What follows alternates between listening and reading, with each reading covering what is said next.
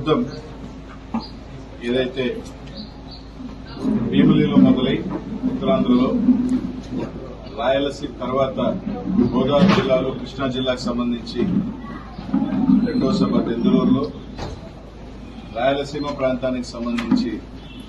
అనంతపూర్లో చిట్ట చివరి సిద్ధం సభ ఏదైతే పల్నాడు, గుంటూరు, ప్రకాశం, నెల్లూరు జిల్లాలకు సంబంధించి 3వ తారీఖున జరగబోయే సభ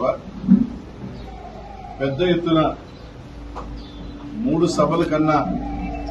ఇంకా బ్రహ్మాండంగా ఈ సభ జరగబోతా ఉంది. ఏదైతే రాబోయే ఎన్నికలకి ఎవరెన్ని కుట్రలు పనినా, ఎవరు ఎంతమంది కలిసి వచ్చినా,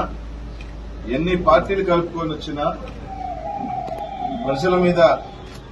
నమ్మకంతో, తాను చేసిన సంక్షేమ అభివృద్ధి మీద ఉన్న నమ్మకంతో సిద్ధం, అన్ని సవాళ్ళకి సిద్ధం అనే దీంతో ముందుకు వస్తున్న వైఎస్ జగన్మోహన్ రెడ్డి గారిని ఏదైతే 3వ తారీఖు జరగబోయే సభని ప్రతి ఒక్కరు కూడా పెద్ద ఎత్తున ఇచ్చేసి ఆశీర్వదించాలని చెప్పుకుంటా ఉన్నాం. అలాగే గుంటూరు ప్రాంతం కానీ అందరూ కూడా